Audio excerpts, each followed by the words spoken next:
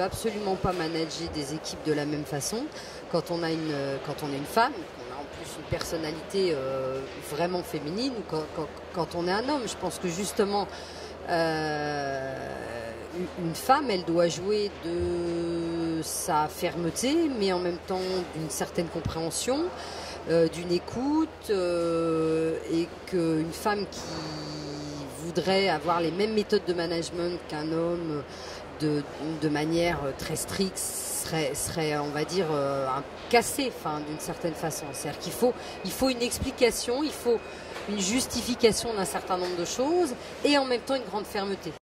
On peut faire les choses de manière plus douce et on y arrive beaucoup mieux. Il y a un côté commercial.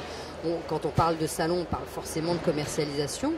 Moi, j'ai pas l'impression, je ne vends pas des stands. Je fais un travail d'accompagnement avec mes exposants.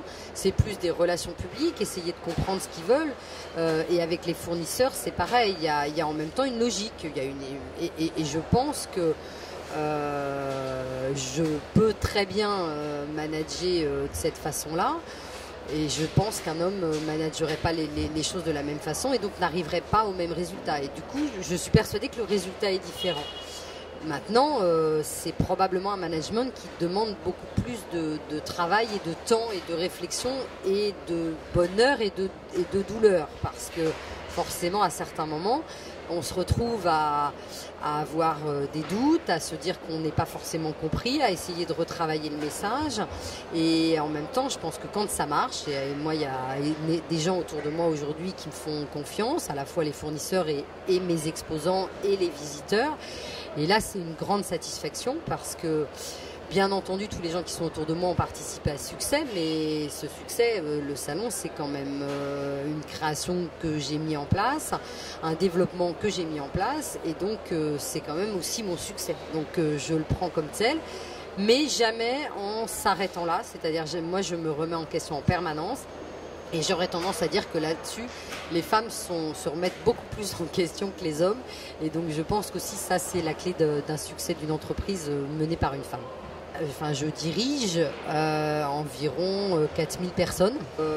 Dans le management que j'ai essayé de mettre en place justement avec toutes ces équipes, ils ont aussi leur part de responsabilité.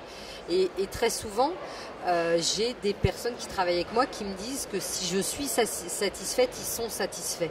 C'est-à-dire que voilà, c'est une satisfaction commune. Si le salon est beau, bien sûr qu'il y a un gros travail personnel de ma part, mais tout le monde y a participé. Et il faut aussi remercier les gens. Ça, je crois que c'est l'une des qualités des femmes, c'est d'être capable de dire quand ça va pas, mais d'être aussi capable de dire quand ça va bien. C'est-à-dire que moi, très souvent, l'ensemble des personnes qui sont là, je les remercie, je les félicite pour leur travail.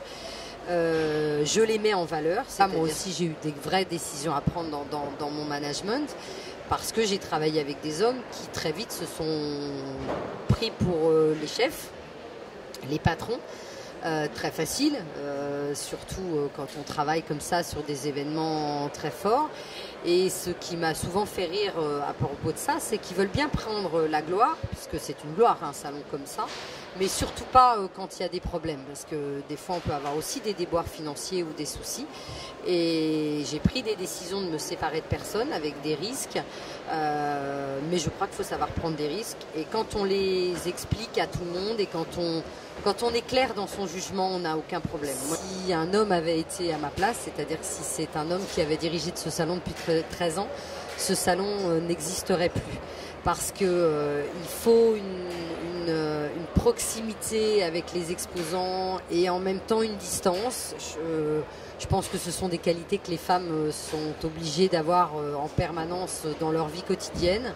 Et c'est toute cette alchimie entre d'un côté maternel, un côté en même temps distant, de business, de travail, respecté.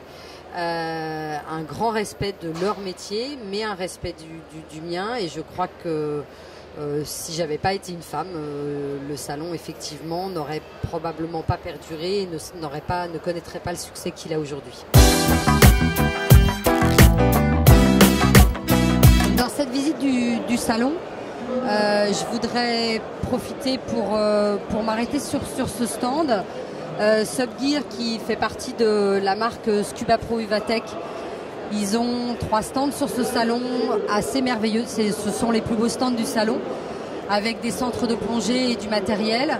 Et pourquoi j'ai choisi de m'arrêter sur ce stand, c'est qu'aujourd'hui ils ont lancé une opération avec la Fondation Estée Lauder pour le cancer du sein et les campagnes de promotion pour le cancer du sein, l'opération Ruban Rose. Donc on voit toute cette opération là présentée. Ils ont fait une conférence de presse et un cocktail cet après-midi. Et je trouve que parmi les choses qu'on a déjà dites, mais c'est très important de mettre la femme en avant dans la plongée. On voudrait de plus en plus de femmes dans la plongée. Et avoir en plus une opération qui touche particulièrement la femme sur ce salon, c'est vraiment l'opération, je vais dire, c'est l'opération que je préfère. Moi, c'est mon opération coup de cœur de cette année. Parce qu'on ne pouvait pas trouver plus beau sujet, même si le cancer du sein n'est pas un sujet drôle, mais plus beau sujet que d'associer la femme à du matériel de plongée, quelque chose qui aurait été probablement incohérent encore il y a quelques années.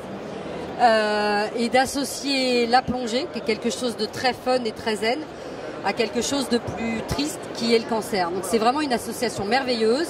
C'est aussi une occasion de parler de la plongée dans d'autres milieux que le milieu de la plongée et du loisir pur.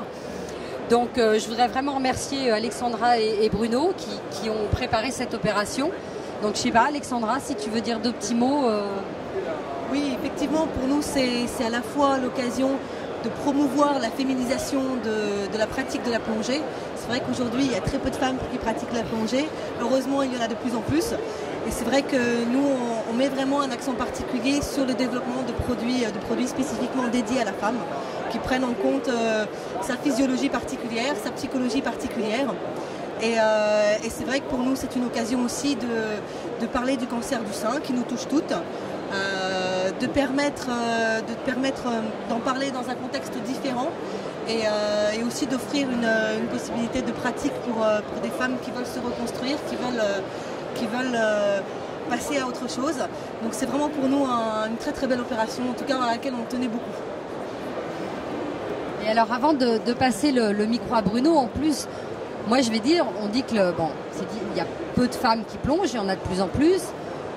On voudrait que ce milieu se féminise, ça reste quand même un milieu très masculin, avec tout ce que ça veut dire dans le côté très masculin. Nous avons un très bel exemple de ce côté très masculin. Et c'est vrai que c'est un bonheur de se dire que cette marque, la marque Scuba Pro, qui est toujours, mais qui était une marque très marquée par les hommes, à une époque où il y avait beaucoup plus d'hommes que de femmes qui plongent, d'avoir un homme, vous voyez, aux côtés de 2 femmes, qui initie cette opération, c'est un beau cadeau, c'est un très beau cadeau. Alors, il y a plein de choses très intéressantes qui ont été dites. Tout d'abord, c'est vrai qu'il y a moins de femmes que d'hommes dans la pratique de la plongée, mais chaque jour, encore plus. Et qu'en plus, comme j'ai pu le dire cet après-midi lors de la conférence de presse, elles sont très très actives, donc elles n'ont pas besoin d'être nombreuses pour être présentes. Un homme qui parle du cancer du sein, c'est pas facile, je ne suis pas obligatoirement à l'aise, mais j'ai un côté féminin surdéveloppé, donc j'essaie de m'adapter. Et c'est vrai que je suis très fier de porter cette action aujourd'hui en France. Elle ira ailleurs, puisqu'elle va continuer en Italie, puis en Espagne.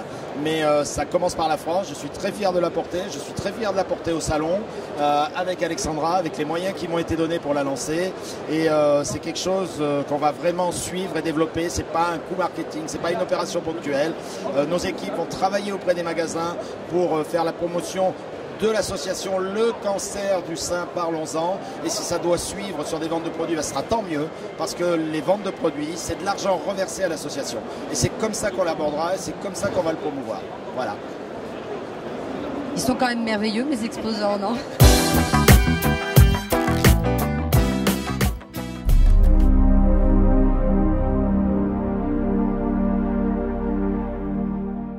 Ruben, moi c'est Michel. Ben écoute, on va faire un baptême de plongée ensemble. Ce que je te propose, tu as essayé des palmes.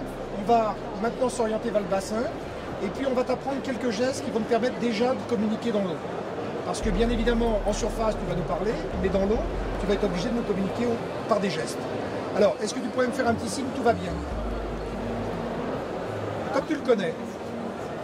Eh ouais, parfait. Le petit signe OK. Des questions? Non? Eh ben, je t'invite à grimper.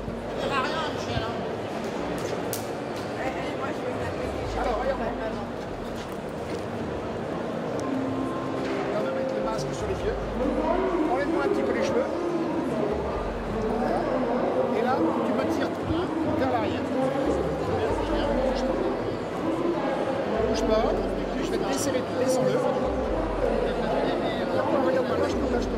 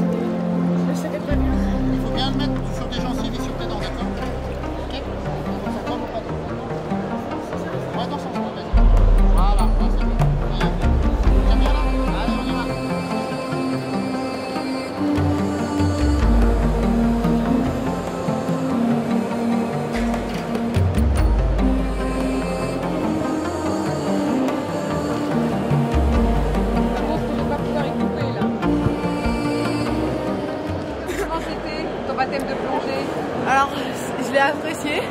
Et ce que j'ai aimé aussi, c'est nager en apnée sous l'eau pendant très longtemps. Est-ce que tu as envie de passer un brevet de plongée? Ah ouais, j'aimerais bien pour pouvoir aller nager en profondeur un jour. Et toi, comment t'as trouvé? Sacha, qui est Sacha? Félicitations Sacha. Merci. Ruben, félicitations.